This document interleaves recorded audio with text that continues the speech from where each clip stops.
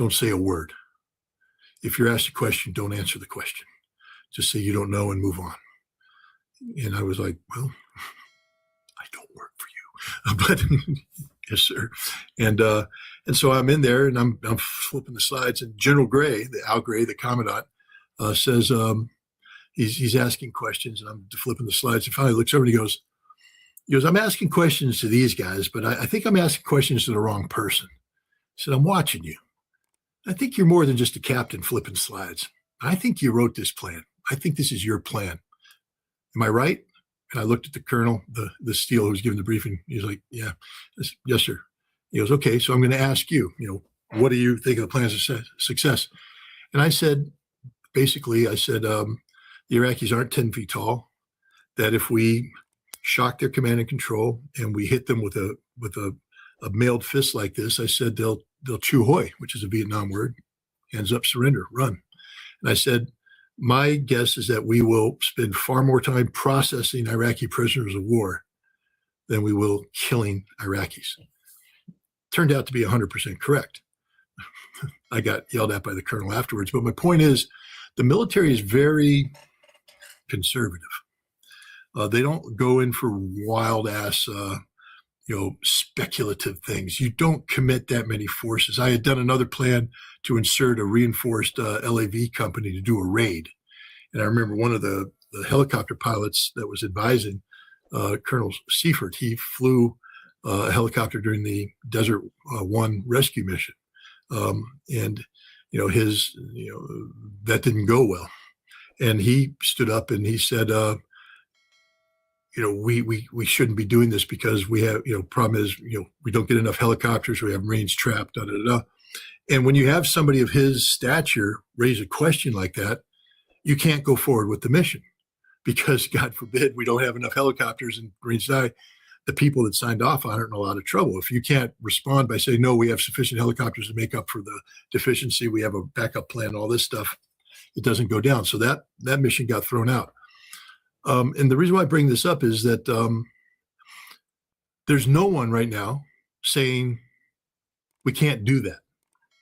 We can't accomplish that, which tells you something, because these aren't amateurs.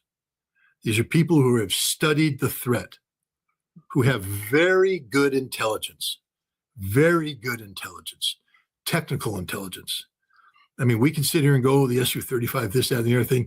I could probably guarantee that the basic blueprints of the Su-35 are in the hands of the United States with all the performance characteristics, and that when we do the top secret simulations in Nevada, our pilots are going up against F-16s, et cetera, that have been programmed to accurately replicate the performance standards of these planes. So we're not going in based upon speculative chest thumping.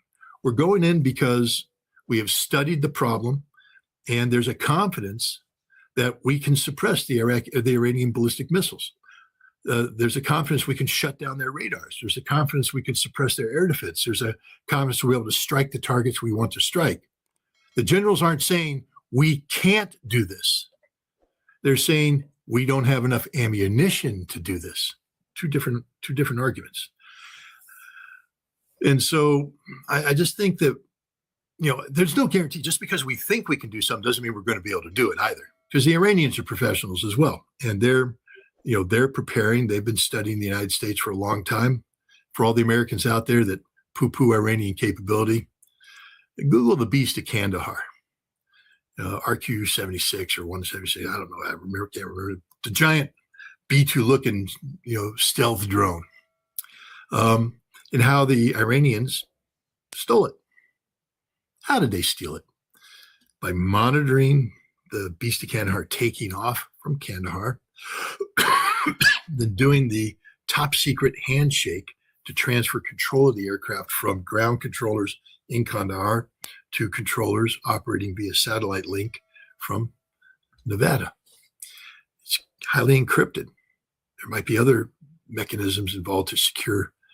The Iranians monitored it and were able to break in and take control of the drone and land it and own it. Ask the Israelis about in 2006, the Iranian SIGINT units that broke into they're frequency hopping tactical radios. Frequency hopping means you've got an encrypted signal, so it's already problems. But instead of just communicating on the one line, it's jumping around different frequencies, hopping back and forth. And if you don't know the key, all you hear is shh as it hops around because you can't lock in on the frequency in time. And if you can, it's usually done later when you've collected it, you run it through a supercomputer and you're able to, get it all in, but it's too late. The battle's over. The Iranians were able to assist Hezbollah by breaking into these comms real time. And then they had SIGINT operators who spoke Hebrew perfectly and were trained to mimic. And so they broke in and they were able to use Hebrew language, using code words and speaking in a way that mimicked the people. And they gave code words to initiate, phase alpha, Apple. And Sayed Matkal, the elite special forces of Israel, launched an attack straight into a Hezbollah ambush. That just doesn't happen, guys. It happens because the Iranians are pretty damn good at what they do, and that has to be respected as well. And the fact that I'm saying this means the U.S. military knows this, which means somewhere there's an analyst like Scott Ritter saying this is what the Iranians are capable of doing. And yet we still are confident enough to say, no, we got this. We just don't have enough bombs. And I bring this up because I don't think the press reports are saying what the generals are saying. The press reports are saying what the reporters want the generals to be saying. But I think what the generals are saying is we can kick Iran's ass. We just don't have enough bombs to keep kicking their ass. And when we run out of bombs, then Iran will be able to hurt us and drag us into a long fight. It's a sustainability issue, not a performance issue. Isn't that the same in Ukraine? Because when they started the war in Ukraine, they thought that they're going to bring Russia down. They're going to do regime change in Russia. The same, Scott. It seems that everything is just repeating in my mind. And if you go, you remember what they were talking about the Russian army in those days? It's a defensive army. They don't have the battlefield, experience. They don't know what to do. But as time went by, we saw how the Russians are advancing and getting better and better. These are the nature of the wars. They adapted. Yeah. But the Ukrainians got better and better too. Someday the true story of the first months of that war will be published.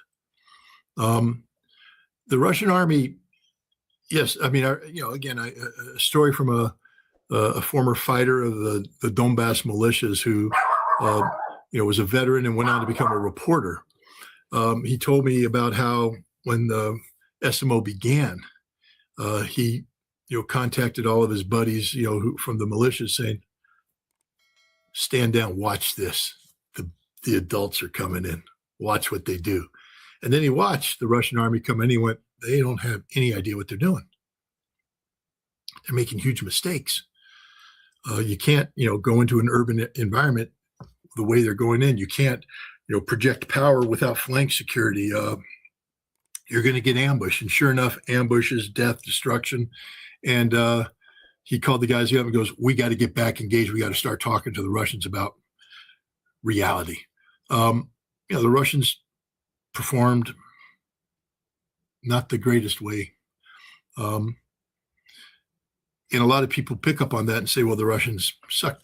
The Russians destroyed the Ukrainian army. People tend to forget that point, that from the time they invaded until April, they had destroyed the bulk of the Ukrainian army. It was only when we injected $48 billion and there was emergency mobilization of territorial forces, et cetera. Remember, back then, they didn't have guys running around beating people on the head. They actually had trained reserves. And they brought these reserves in, organized them, got them equipment, and shoved them into the line. And you combine that with the fact that the Russians had agreed to confidence-building measures in accordance to the Istanbul Communique, which had the Russians withdrawing voluntarily from territories. And in the Kharkov region, the First Guards Tank Army, over 50% of it was already back on Russian soil refitting. So when the new Ukrainian army counterattacked, there wasn't anybody to block them, and they used tactics that broke through the gaps, got 20 kilometers deep, and forced the Russians to withdraw. But then the Russians mobilized 300,000 men. General Surovikin came in, created the Surovikin Line. General Romanov was sent to the General Staff Academy and rewrote the defensive manual, came back, built the defenses outside of Tokmak, the Robotyno, right where Zaluzhny said the main counterattack of 2023 was going to be, and the Russians crushed the counterattack. And since that time, the Russians have been adapting and moving on. But at no time did the Russians come in with anything like what we're ready to go into Iran with.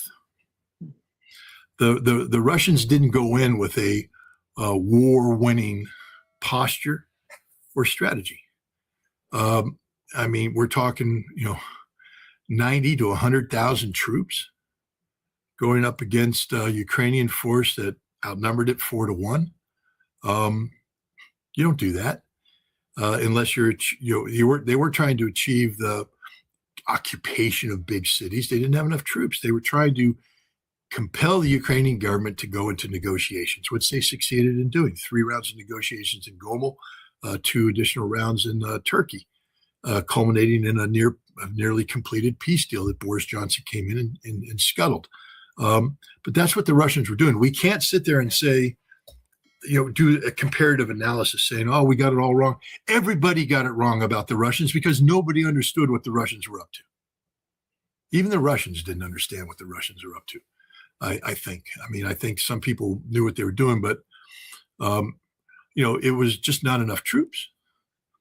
And then it took, the whole thing about Wagner, Wagner was a stopgap measure. Wagner wasn't supposed to exist. Wagner was created in May of 2022, after the decision was made that the Ukrainians weren't going to surrender. Now they have to take the Donbass, but they didn't have sufficient troops. So Wagner was created to assist the militias of the Donbass, of the Donetsk and Lugansk People's Army. The Russians are, reacting, cobbling things together. It was very much a reactive battle plan. It wasn't a well thought out battle plan with plan A, plan B, plan C. Plan B was, damn it, we didn't get them to surrender or agree to peace terms. So now we have to fight. So we're going to take the Donbass and we're going to create Wagner to do it because we have a legal problem. We're not legally allowed to deploy the Russian army on the territories of Lugansk and Donetsk. But this is where the bulk of the fighting needs to take place. So you just can't make a direct comparison between what happened between Russia and Ukraine and what could happen between the United States and Iran. But, you are right. The Russian army has adapted. But even to this day, they're not fighting a war. I just want people to understand that. If they were fighting a war, there wouldn't have been a wreath-laying ceremony in Kiev where all of the European leaders got together at one point. Because if we're fighting a war, they'd all be dead. An Oreshnik missile would have hit that spot, 10 minutes after launch. Zelensky would be long dead, Budanov dead, Zaluzhny dead. But the Russians aren't killing the senior leadership. The Russians, how come people can still show up in Kiev rail station? Why is there a Kiev rail station? Because if this was a war, it wouldn't exist. Bankova wouldn't exist. The president's administration wouldn't exist. But it's not a war. It's a special military operation that's become more complex and more violent and operates on a more massive scale. But it's not a war. That's the last thing it is. It's warlike, but it's not a war. It's a special military operation. There's a lot of weird stuff going on in this conflict that makes it hard to explain sometimes what's really going on, because there's so much politics involved in this conflict. But Ukraine is unique, in my opinion, because it provided some sort of battleground for all sides to learn from. I would argue we've seen the North Korean soldiers being in the Kursk region. I would argue the Chinese and Iranians. I have seen many videos in which you hear the Persian language, they're talking Russian videos that you hear that there are soldiers, amongst soldiers, Iranians who are talking in Persian. And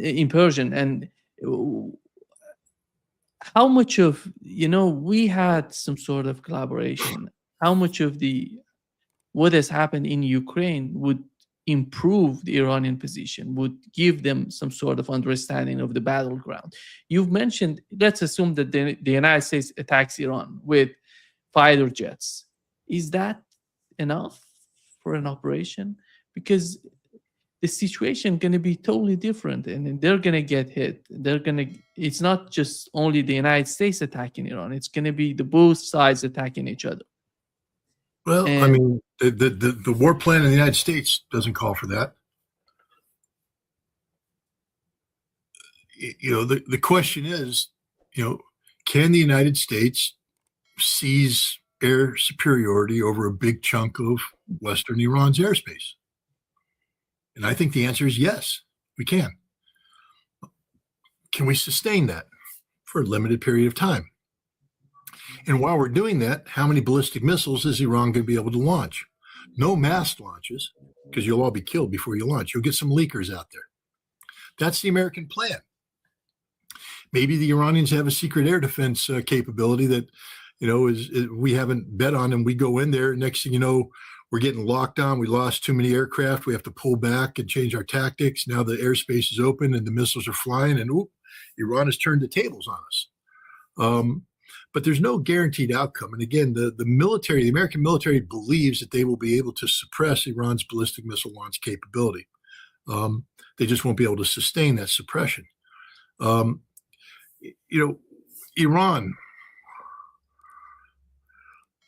I think, there are observers there learning and all that, but bringing it back and translating it into, real action. I don't know enough about the Iranian military to know whether or not the observations of Iranian observers come back. Are they brought to the Iranian military command, to the university, and said, turn this into doctrine? Or do they come back and get into discussion groups that lead to, subcommittees talking about this, that, the other thing? How is Iran integrating drone warfare at the tactical level? Are they replicating the Russian model precisely? Or, are they saying, we'll have some guys studying it, but we're not going to do the big transformation? I don't know. I don't know enough about how Iran works to be able to answer that question. I do know that the Russians have slowly but surely turned their military into one of the most responsive professional learning institutions in the world. That as a lesson is developed at the front line, there's now a mechanism for not just the lesson, but the people who learn that lesson to be pulled out, plugged into the education system, and have rapid evaluation and have it turned into doctrine or training packets that's been fed down so that as soon as possible after the lesson was learned, it's being taught to people within a context that's applicable to the battlefield. I don't think Iran has that right now. So I don't think the Iranian military is totally transformed into an analog of the Russian military. It's the Iranian military with its own strengths and weaknesses. The Ukrainian military has done a very good job of adaptation. I mean, we only have to look at the most recent NATO exercise in, Estonia, Hedgehog 25, where a couple small units of Ukrainian drone operators basically brought the entire NATO force to a standstill because NATO doesn't know how to fight drone war. But I will say this, that the United States wasn't involved in that. And the United States is a different military than any other military out there. I didn't say better, I said different. And if you think that a bunch of drone operators are going to stop a United States armored division from advancing, then you don't know anything about how the United States operates. Because we will just rain down firepower on the drone. It has to be backed up by a lot more than that. Then it can't just be a bunch of drone units doing hit and run, because we'll just dismount infantry, go in and kill them all with bayonets. we're not Europe. We love to fight. And, so I'm a little hesitant about embracing too wildly the Hedgehog 25 outcome because the United States wasn't involved. It doesn't mean that it would have been different. I would have just liked to see the American response to the Ukrainian hit and run drones, see how well it worked. But there's no doubt that the Russians and Ukrainians are fighting war on a level that nobody else understands and comprehends. The North Koreans were there. They learned a lot. They adapted.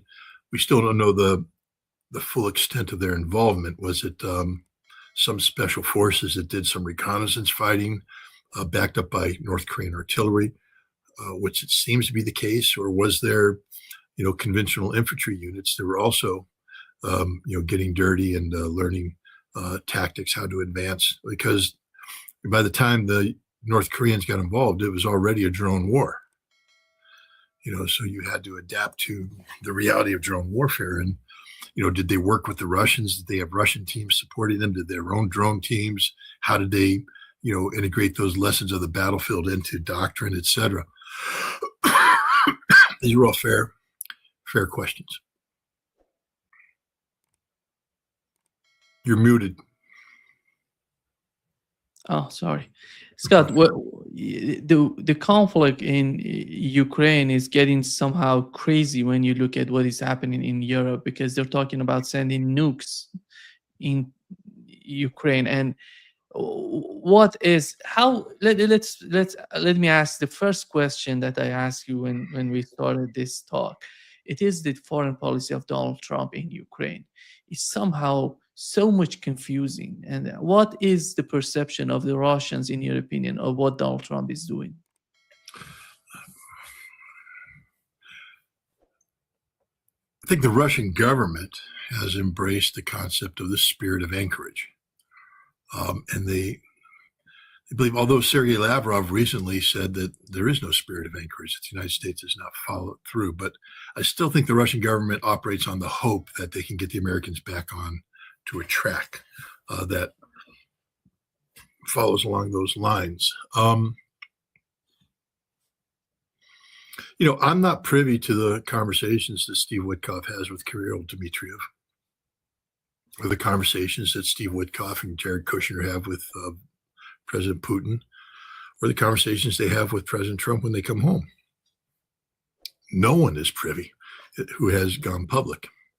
So I don't know what is being said. What I do know, though, is that major players in the U.S. government are operating as if there is no spirit of anchorage. Mm. Scott Bessent, the Secretary of Treasury, whom Donald Trump just, heaps praise after praise after praise, continues to seek to collapse the Russian economy and bring Russia to its knees through economic sanctions. That's not the spirit of Alaska. John Ratcliffe, the director of the CIA, is trying to assassinate the Russian president. That's not the spirit of Alaska, of anchorage. The United States is providing targeting intelligence to a British-made drone, the FP5 Flamingo, that's provided to the Ukrainians, that just struck Votkinsk machine building plant, one of the most sensitive and important defense industrial facilities in all of Russia. That triggers the Russian nuclear doctrine, by the way, and that's not much of a spirit of anchorage. So, again, the president might, in his heart of hearts, want peace. But again, the whole mantra of peace through strength, it's counterproductive, countervailing. It doesn't make any sense, because the strength that the president's flexing, sanctions, CIA assassination, and critical infrastructure targeting, is so far removed from the notion of the kind of mutual trust that's necessary to negotiate a lasting peace. there's no reason for Russia to trust anything that Donald Trump says nowadays or does. I mean, his track record is not good. What he did to the Iranians in June, what it appears he might be getting ready to do to Iran again, doesn't create the impression of a honest and trustworthy, negotiating partner. So I don't think the Russians are naive. I think the Russians are confused by the mixed signals you get, because again, either Donald Trump is a psychopathic liar. So he's capable of telling Putin one thing and telling his cabinet members another thing, and is secretly giggling at the prospects of an expanded conflict. Or he's just a dilettante who's stuck his foot in waters that he doesn't know how to navigate. And I think it's the latter. I think that if you asked him, he could honestly say, I want peace with Russia, and that he may have directed Witkoff and Kushner to engage in certain conversations, but he's also bought into this peace through strength, model of operation. And so, he has other people out there who don't want peace with Russia. Scott Bessent, John Radcliffe, and others who are looking to bring Russia down. That's the strength aspect of it. And this president. Why is that, Scott? Where does it come from? What are they gaining from that? Are they literally concerned about the kickbacks, or was something like that? Or what is the ideology under part? Well, it's a sustainment of ideology that's been in place since 1947, 48. I mean, people need. I know you're running out of time. Just give me a couple minutes, because I'm going to go into a little bit of a history lesson here. Go back and study, the Galen organization, American